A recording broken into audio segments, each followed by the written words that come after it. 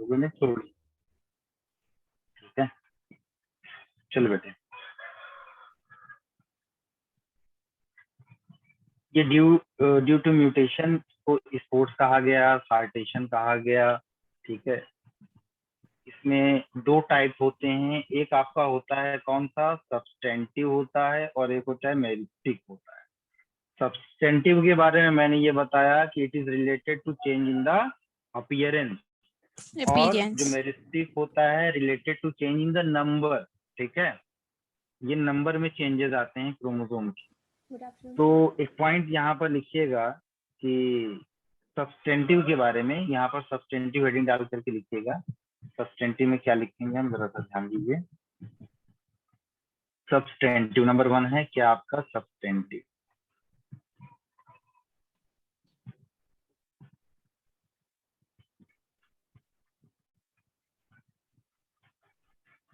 Substantive, बड़े परेशान हो गए सर, अभी तक मेंडलिज्म नहीं, मेंडल को नहीं पढ़ाया अभी, ये सब रिजल्ट पर पढ़ा रहे हैं, ऐसा नहीं है, सब काम आने वाला है, क्योंकि सारा चैप्टर आपके इवोल्यूशन से रिलेट करेगा। पेशेंस के साथ आराम से, नोट्स प्रॉपर तैयार हो रही है, आप सबकी दिखा रहा हूँ मैं।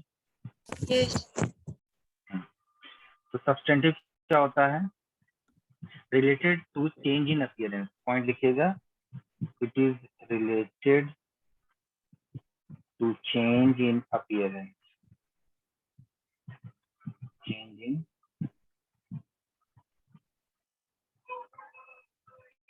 अपीयरेंस। देखने में क्या चेंजेस आते हैं, जैसे अब कोई भी चीज क्या देख करके हम समझ सकते हैं कोई भी चीज कैसे दिखती है। जैसे आप देखिए यहाँ पे changes in shape,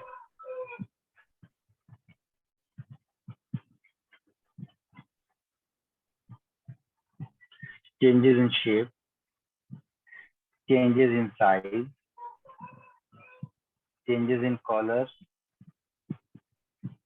changes in color, changes in height, changes in weight, ठीक है, एक्सेट्रा। इसमें जो परिवर्तन आए उसको हम क्या बोलते हैं बेटा, सब्सटेंटिव। दूसरा वाला आपका होता है meristic.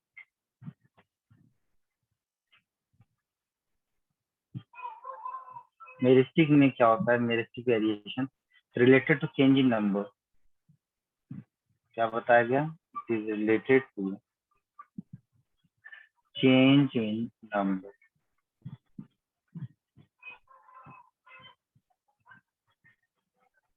Related to change in number.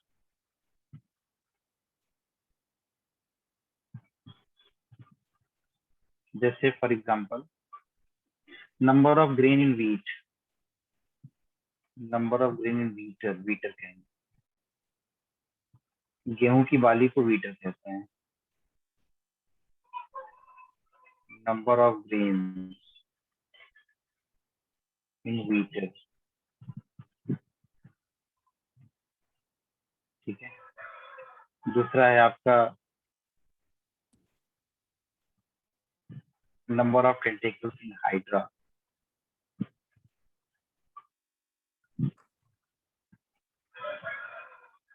Number of tentacles in hydra, ठीक है। And the number of body segment in,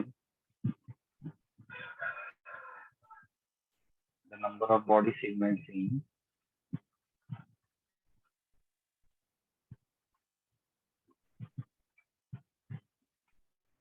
अर्थफॉर्म, number of body segments इन अर्थफॉर्म।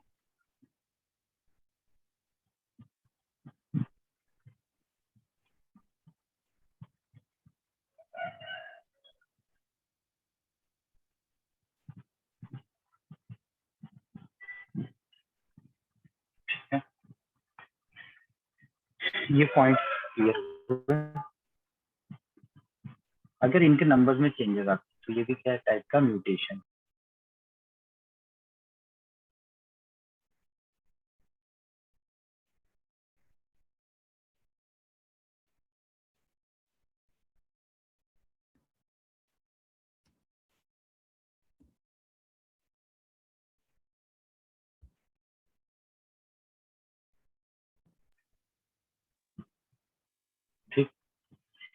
अगला पॉइंट है आपका डिसकंटिन्यूअस जर्मिनल वेरिएशन। क्या मैंने कहा? डिसकंटिन्यूअस। एक हमने बताया था ना, ये सर जर्मिनल थोड़ा सा वेरिएशन दो नोट करना टाइप। है पीछे वाले से। 1 मिनट सुन तो लो यार, नोट करने का टाइम मत Yes. लिया। मैंने क्या बताया? जर्मिनल वेरिएशन दो टाइप का होता है, कंटिन्यूअस होता है, डिसकंटिन्यूअस। डिसकंटिन्यूअस के बारे में हमने पढ़ा, ठीक है। डिसकंटिन्यूअस में दो पढ़ा हमने, एक सब्सटेंटिव पढ़ा, एक मेरिस्टिक पढ़ा, ठीक है। इसका और एग्जांपल हम आपको बताने वाले, देखिए लिख लो इसको पहले।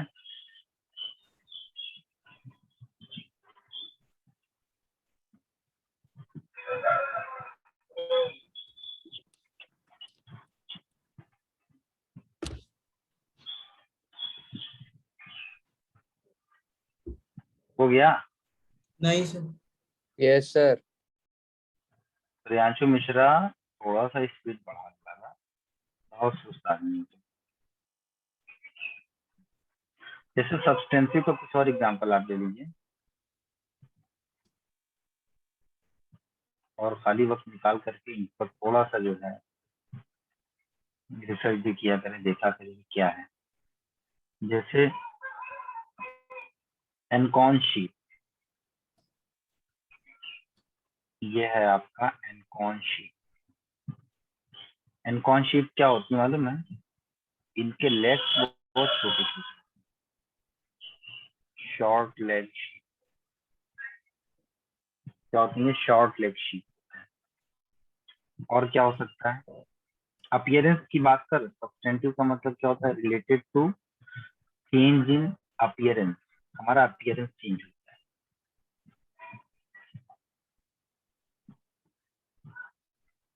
हेयरलेस कैट्स एंड डॉग, कुत्ते और बिल्लियां बिना बाल वाले, ठीक है। एक होता है आपका पाई बाल्डनेस। क्या होता है पाई बाल्डनेस? ऐसे लोगों को कभी देखा है?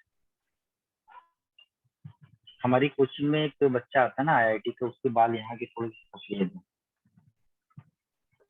हाँ सर। हाँ सर। ना। तो वो जो डिसीज है ना, वो भी म्यूटेशन की वजह से ही हुआ है। उसको हम बोलते हैं पाई बाल्डनेस। ये इस तरीके से दिखाई पड़ता है, देखो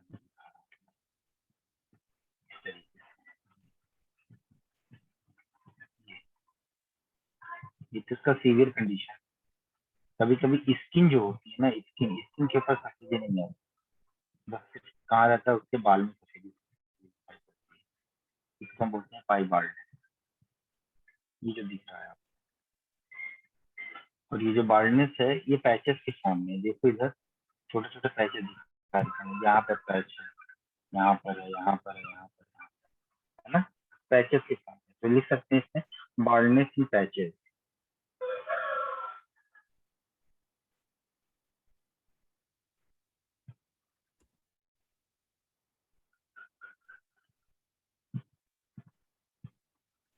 बाल्डनेस इन पैचेस, ठीक है। और आपने सुना होगा कि उंगलियां छोटी छोटी हैं, स्मॉल है। आपको दो वर्ड याद है? जब हमने कार्डियोलॉजी पढ़ा था आपको, उस कार्डियोलॉजी में हमने आपको दो टर्म बताए थे, टैकीकार्डिया और bradycardia. You know what is the meaning of tachy and bradycardia? बताओ।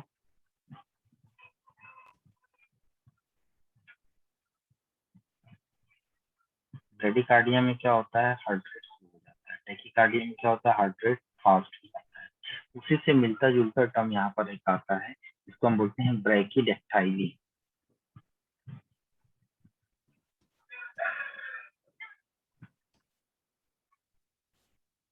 क्या बोलते हैं बेटा? ब्रैकीडेक्टाइली मतलब क्या होता है? Small fingers in human.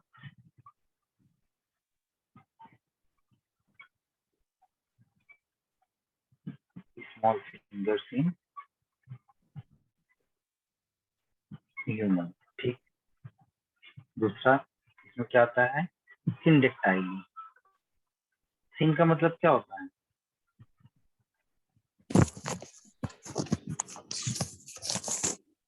सिन का मतलब क्या होता फ्यूज्ड। कहाँ पढ़ा था?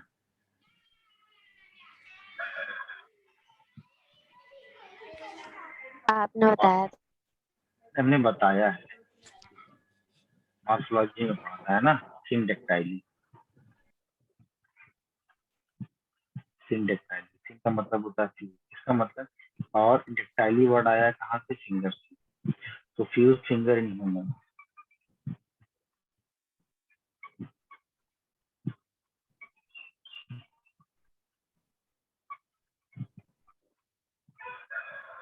फ्यूज फिंगर इन ह्यूमन, ठीक है।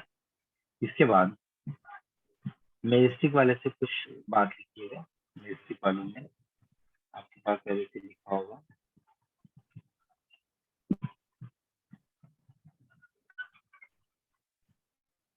मेजेस्टिक में लिखिएगा, related to change in number में दो चीजें हो सकती हैं। नंबर में बदलाव आ जाए, जैसे Hrithik Roshan,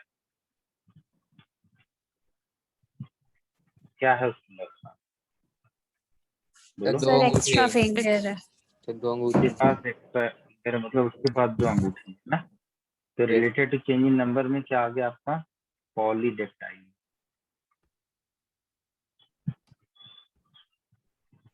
polydactyl, presence of extra fingers.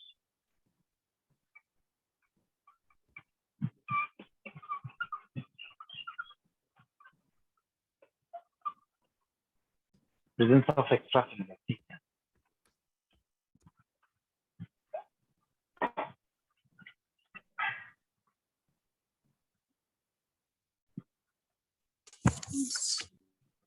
कभी कभी किसी बंदे को बॉडी में सिर्फ एक ही किडनी होती है, ठीक है। कितनी किडनी? एक ही।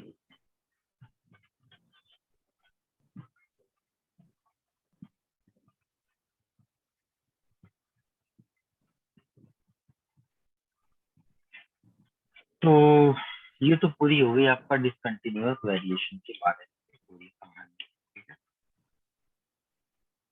एक फ्लोचार्ट अगर हम आपको बना करके दिखाना चाहें, यहाँ तो फ्लोचार्ट हमने बनाया था, ये इधर थोड़ा सा, बट वो इतना ज्यादा जो है मतलब हौच पौच हो गया था, याद नहीं हो पाएगा। एक आपको पूरे वेरिएशन का एक हमने चार्ट बनाना है आपके लिए। ऐसे लिखिएगा आप यहाँ पर, पॉइंट वेरिएशन, यहाँ पर पॉइंट लिखना वेरिएशन,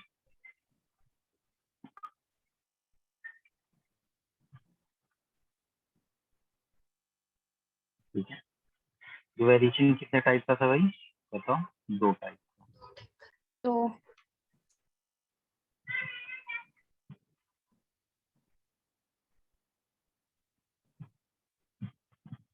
ठीक है, एक था आपका सोमेटोजेनिक, एक है आपका कौन सा? सोमेटोजेनिक।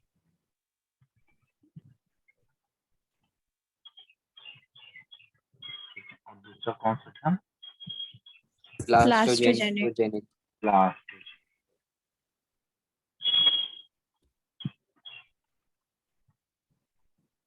जागरण बारिश हुई लास्ट? नहीं सर। नहीं सर, नहीं हुई। सर हरियाणा में हुई है। हमारे यहाँ जर्मिनल, ठीक है। ब्लास्टोजेनिक क्या? जर्मिनल। जो सोमेटोजेनिक होता है ये आपका सोमेटिक होता है, सोमेटिक सेल के अंदर होता है, ना कि जर्मिनल सेल के अंदर होता है। इसलिए इस टाइप का जो वेरिएशन होता है ये एक्वायर्ड होता है, ये आपका एक्वायर्ड होता है, ठीक है। दूसरा, अगर एक्वायर्ड है तो ऑब्वियस सी बात है ये नॉन इनहेरिटेबल होगा। कैसा होगा ये? नॉन इनहेरिटेबल होगा। इसके रीजंस क्या थे? रीजंस ये थे इसके कि environmental conscious effort, use and disuse, ठीक है। Environmental effect, conscious effort and use and disuse, ये बताया था ना हमने आपको लास्ट टाइम। Yes sir. दूसरा, जर्मिनल एपिथेलियम की बात जब करेंगे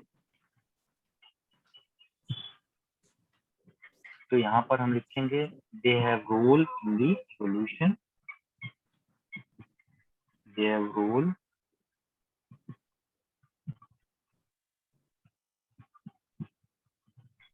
in the evolution।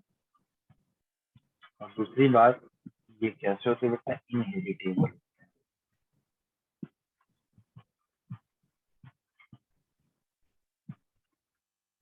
ये इनहेरिटेबल मतलब एक जनरेशन से दूसरे जनरेशन के लिए जाएंगे। जर्मिनल वेरिएशन को हमने दो कैटेगरी में डिवाइड किया था, है ना।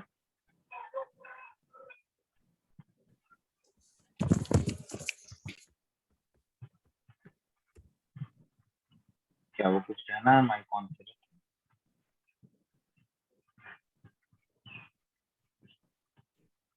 कौन कौन सा था? आप बोलो भाई, तुम लोग को पढ़ा चुके हैं तो आप बोलो। Continuous, discontinuous.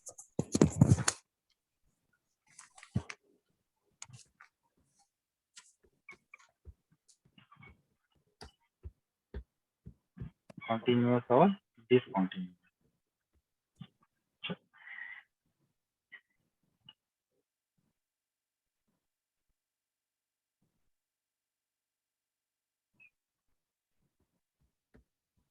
सब कॉमन होता है ये। कंटिन्यूअस सबसे कॉमन होता है, डिसकंटिन्यूअस आपका रेयर होता है। ठीक है, इसके अंदर जो टर्म यूज किया गया था, कौन सा टर्म? फ्लक्चुएशन। ठीक है, यहाँ पर जो मेन रीजन था वो था आपका कौन सा? म्यूटेशन था। और इसी म्यूटेशन को हमने क्या कहा था? इसी म्यूटेशन को कहा गया था स्पोर्ट और सॉल्टेशन।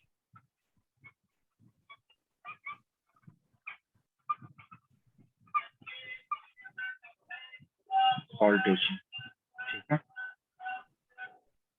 जो कंटिन्यूअस है, कंटिन्यूअस में भी दोनों टाइप के होते हैं। कौन कौन सा? सब्सटेंटिव। सर डिसकंटिन्यूअस बताया था आपने भी। हाँ, दोनों में, ठीक है। सब्सटेंटिव एंड मेरिस्टिक, ये दोनों टाइप।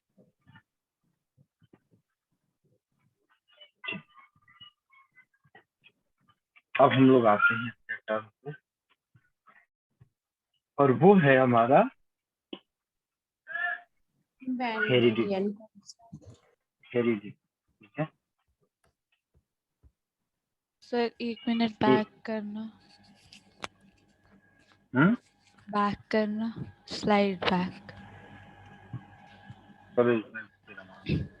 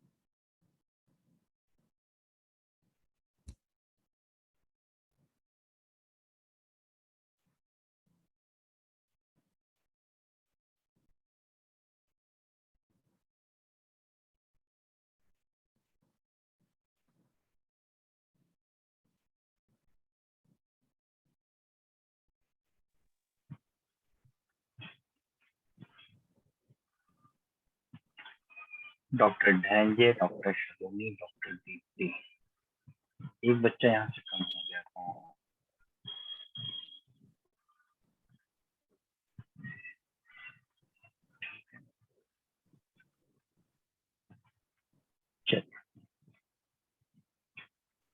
सम जेनेटिक टर्म्स हम लोग पढ़ लिए थे। कैरेक्टर क्या होता है?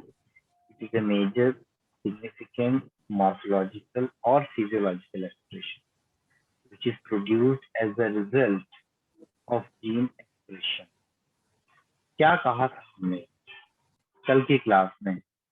मैंने कहा था सेंट्रल डॉग्मा ऑफ मॉलिक्यूल होता है। हमारे डीएनए से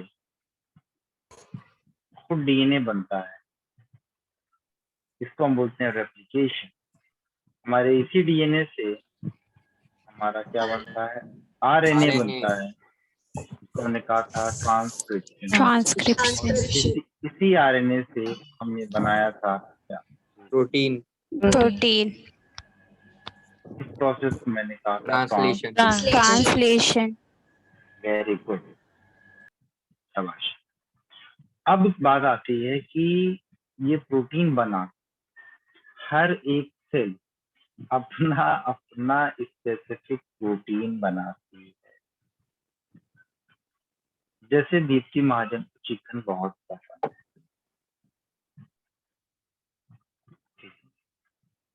खाती हो ना चिकन? चिकन बहुत। यस सलोनी को चिकन बिल्कुल भी नहीं पसंद।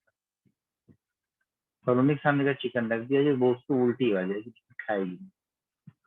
जैसे मेरे सामने अगर पनीर रख दिया जाए तो मैं उठ जाऊंगा, मतलब खा लेता हूँ थोड़ा थोड़ा, बहुत अच्छा नहीं लगता। ठीक है, तो पनीर में भी प्रोटीन है और चिकन में भी प्रोटीन है। हम तो प्रोटीन खा जाते हैं, तो खाने के बाद प्रोटीन क्योंकि कॉम्प्लेक्स मॉलिक्यूल है, अमाइनो एसिड की एक लंबी पॉलीपेप्टाइड चेन का एक रिजल्ट है प्रोटीन, तो हम जब उसको खाते हैं तो वो तो डाइजेस्ट हो जाएगा ना भाई। इस तरीके से अगर माउथ में आपके लीजन नहीं है, आपके एलिमेंट्री कैनाल में कहीं कटा फटा नहीं है, तो अगर आपको सांप का जहर भी अगर पिला दिया जाए तो आप मरेंगे नहीं, आप बच जाएंगे। क्यों? क्योंकि हमारे डाइजेस्टिव ट्रैक्ट में प्रोटीन डाइजेस्टिंग एंजाइम्स मौजूद हैं। उनको यस, फर्क नहीं पड़ता है कि ये एनिमल प्रोटीन है या वेनम प्रोटीन है।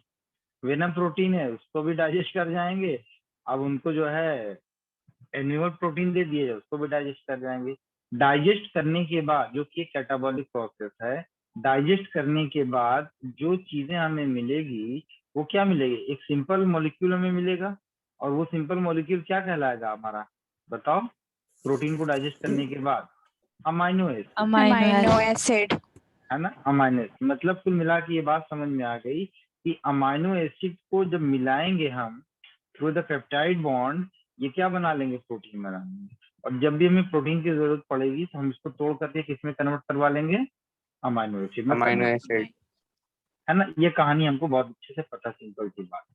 तो डीएनए से आरएनए, आरएनए से प्रोटीन, तो ये जो कहानी हमारे आसपास हमारी लाइफ में चल रही होती है, उसका सूत्रधार कौन है? वो है हमारा डीएनए। कौन है? हमारा ये डीएनए। डीएनए। अगर डीएनए ना होता तो प्रोटीन ना बनता। ठीक है ना? लेकिन आपसे पूछा जाए कि पहले डीएनए आया या आरएनए आया, बिल्कुल वही चिकन और एक पैराडॉक्स वाली बात हो जाती है कि पहले मुर्गी आया कि पहले अंडा आया।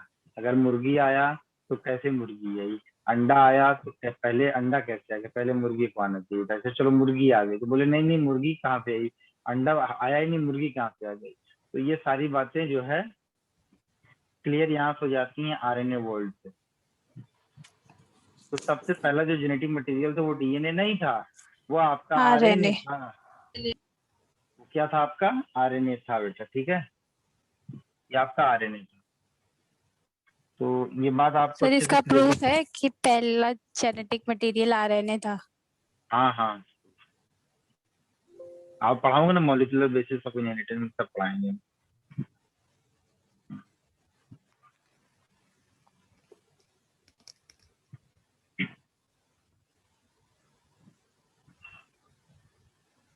जीन मैंने बताया था, जीन के बारे में, जीन के बारे में।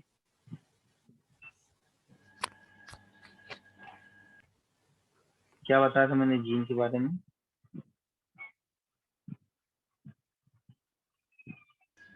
बोलो। Sir, genes are the unit of it. Second,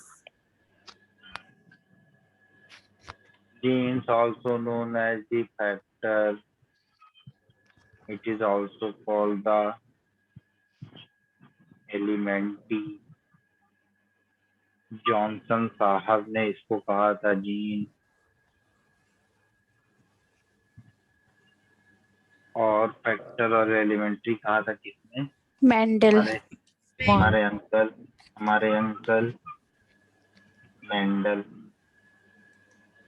mental मत कह देना आगरा वालों को। जॉनसन की स्पेलिंग गलत है।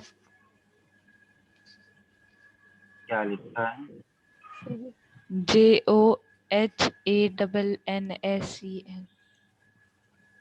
तो कौन सा हमको यहाँ पर जो है पत्र भेजना है, स्पेलिंग सही होने की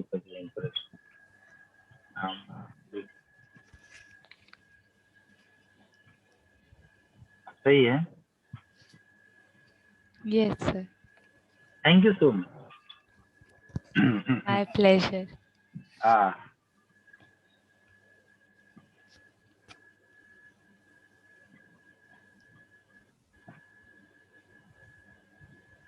जिन बच्चों को नहीं पता है जिनके बारे में, वो और बात करते हैं। यूनिट ऑफ इनहेरिटेंस होता है, दिया था पीडीएफ, नहीं पढ़ा होगा। यूनिट ऑफ इनहेरिटेंस होता है, ठीक है, जो कि ट्रांसफर होता है एक जनरेशन से दूसरे जनरेशन। किसके थ्रू? गैमीट्स के थ्रू। दी गैमीट और रेगुलेट करता है एक्सप्रेशन ऑफ पर्टिकुलर कैरेक्टर। लिख लेना इसको, and regulate the expression of a particular character.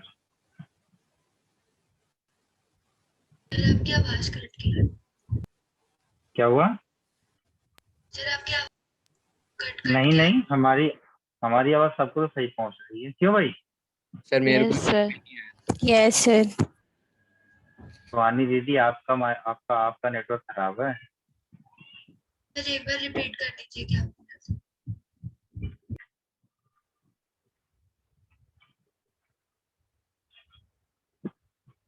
ठीक है, कुछ खास नहीं बता रहे थे। बता ये रहे थे कि जीन होता है यूनिट ऑफ इनहेरिटेंस होता है, बस ये इतनी बात बताया थे।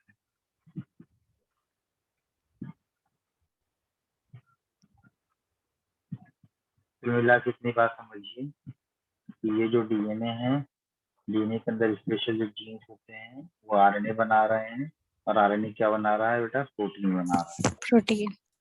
बस जिनका इतना काम होता है।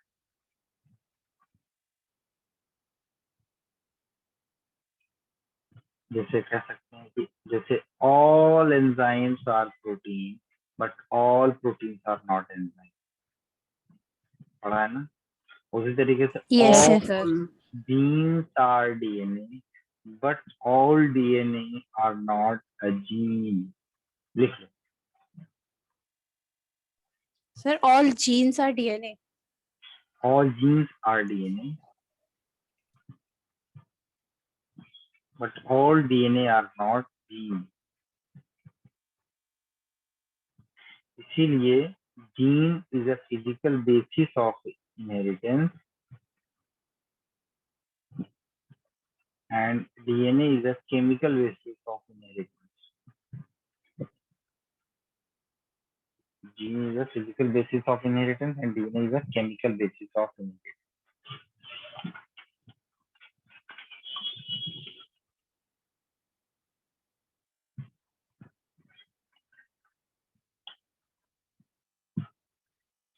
एक बात आती है इसकी क्रोमेटिन।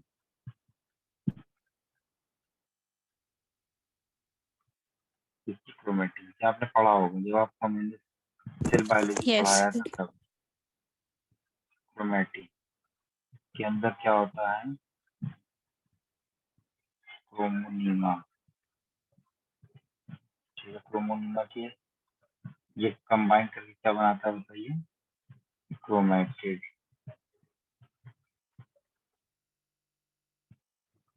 क्रोमेटिड से आगे क्या आता है बेटा? क्रोमोसोम।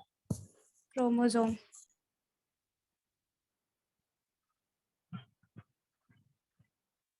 क्या आता है? क्रोमोसोम।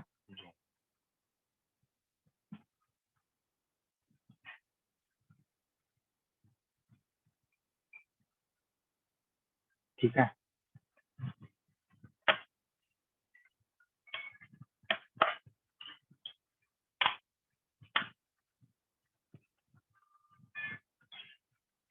रील के बारे में पढ़ा दिया आपको, ठीक है, सब पढ़ा दिया।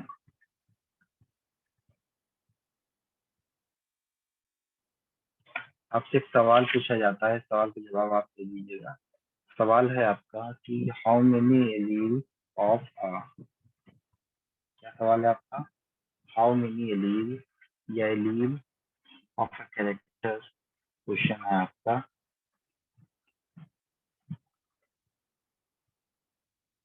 How many allele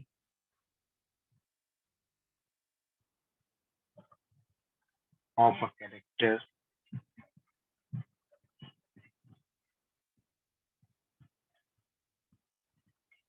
in a haploid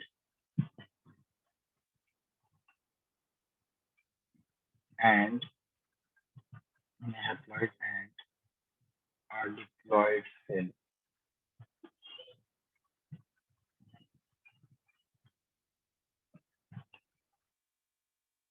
haploid और diploid सेल में कितने एलील्स होते हैं? ठीक है, बताओ। सर सेम होंगे जितने भी होंगे।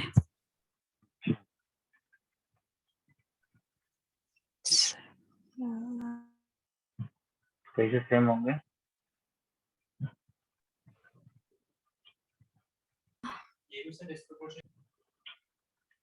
सर क्योंकि वो एन पर डिपेंड कर ही नहीं रहा, एलील्स तो फॉर्म ऑफ जीन है ना, तो जितनी मतलब एक कैरेक्टर की जितनी ट्रेट्स होंगे उतनी डिफरेंट टाइप्स ऑफ एलील्स होंगे, तो वो प्लॉइडी लेवल पे डिपेंड कर ही नहीं रहा।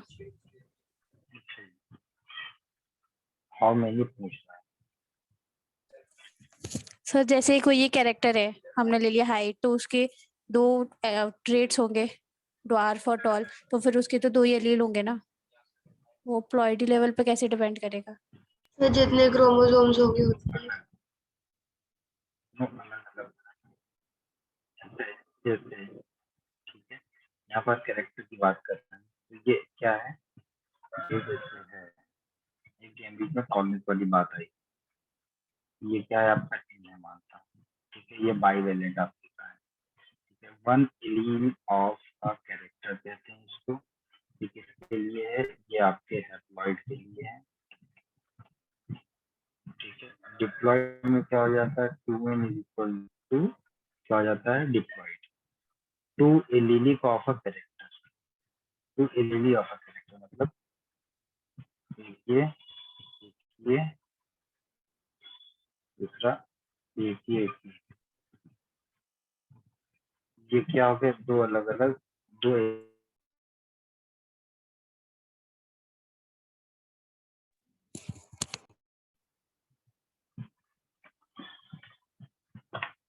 चलो यार, मेरी नेक्स्ट क्लास जो है वेट कर रही है, थोड़ा सा डिस्टर्ब हो मामला।